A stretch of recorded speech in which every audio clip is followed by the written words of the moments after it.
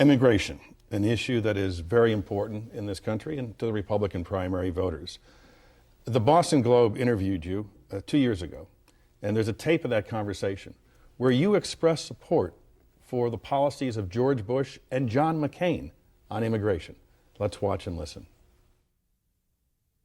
I think an amnesty program is which is all the illegal immigrants who are here are now citizens, and walk up and get your citizenship. What the president has proposed and what Senator McCain and Cornyn have proposed are quite different than that. They require people signing up for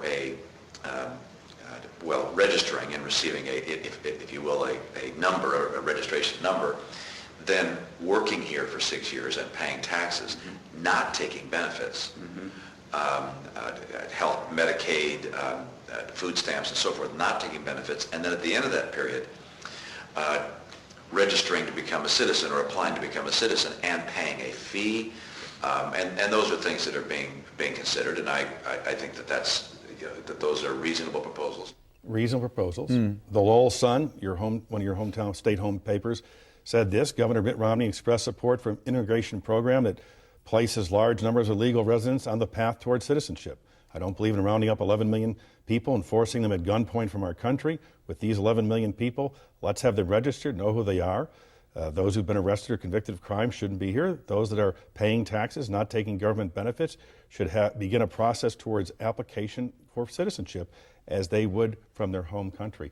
This is George Bush and John McCain. Now let's look at those very carefully, okay? And you're a careful reader.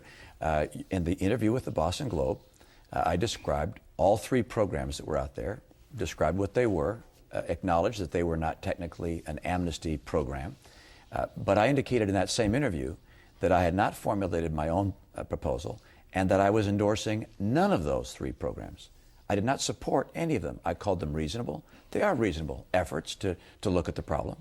But I said I did not support, and I said specifically in that interview, I have not formulated my own policy and have not determined which I would support. And of course, the Cornyn proposal required all of the immigrants to go home.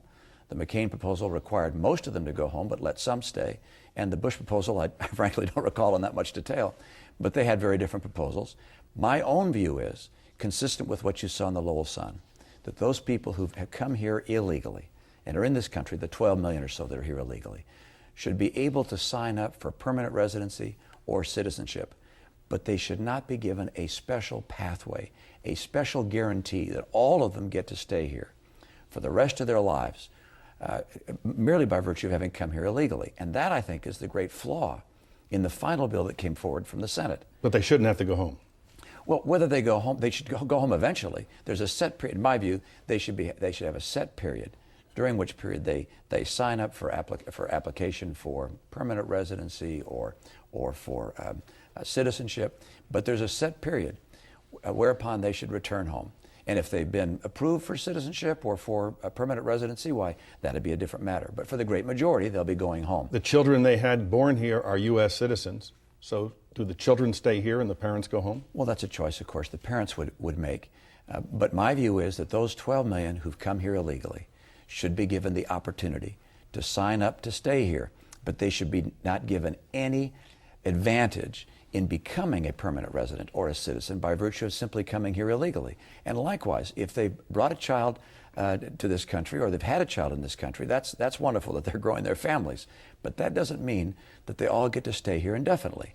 We're fundamentally a nation of laws. And let me underscore something here that I think is awfully important, because this immigration debate can sound anti-immigrant to a lot of people. It's not intended to be that by myself, or I believe by the vast majority of others that talk about it. We value legal immigration. We welcome people coming here with different cultures and skill and education, but we are a nation of laws, and our freedoms and our liberty are associated with following the law. We have to secure our border. We have to make sure there's an employment verification system to identify who's here legally and who's not. And then for the 12 million who've come here, welcome them to get in line with everybody else, but no special pathway. Your views have been complicated by your own situation. This was the Boston Globe back in December of '06. As Governor Mitt Romney explores the presidential bid, he has grown outspoken in his criticism of illegal immigration. But for a decade, the governor has used a landscaping company that relies heavily on workers like these illegal Guatemalan immigrants to maintain the grounds surrounding his pink colonial house. That was a year ago. A year later, the Boston Globe came back, and the same company and illegal immigrants doing the same work.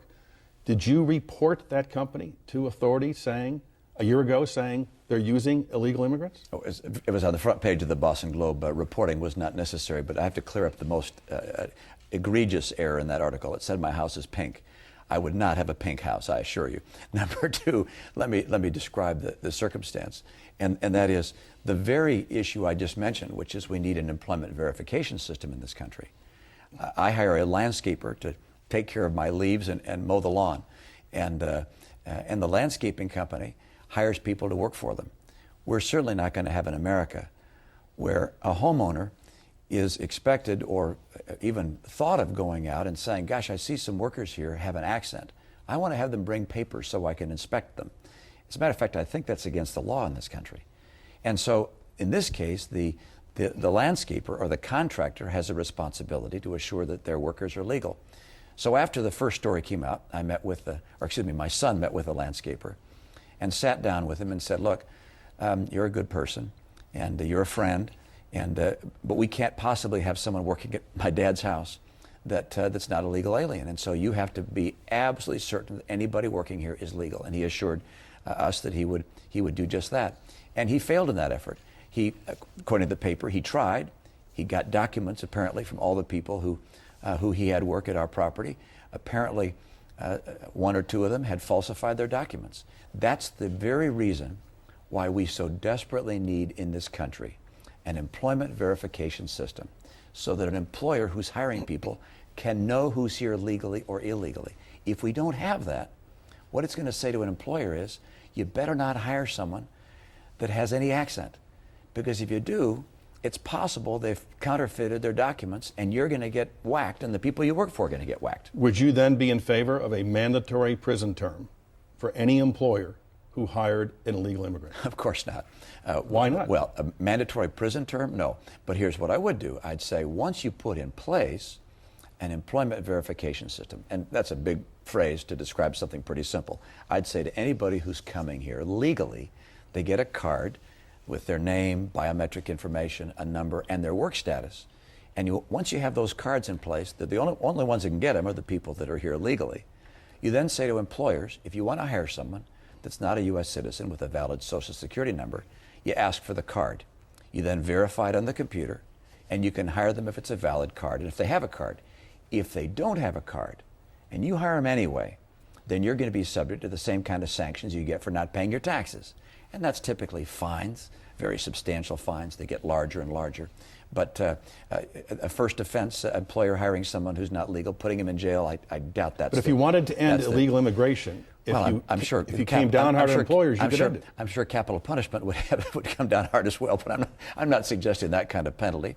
But I do believe that sanctioning employers with substantial fines, and potentially worse if they were egregious, continuous offenders, it could be called for. But what employers tell me, and I talk to a lot of people in small business, they say it is almost impossible for us to know who's here legally and illegally.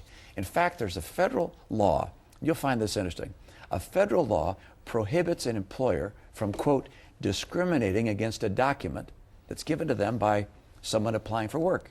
So if they look at something that looks like it's a forgery, they're not allowed to discriminate against that document. This puts them in a real catch-22, typical government work. And what we have to do instead is say, we're going to allow you as employers to finally have access to an employment verification system that says who's here legally and who's here illegally. If you hire an illegal, now we're going to whack you hard with fines and penalties and potentially even worse if they're repeat offenders.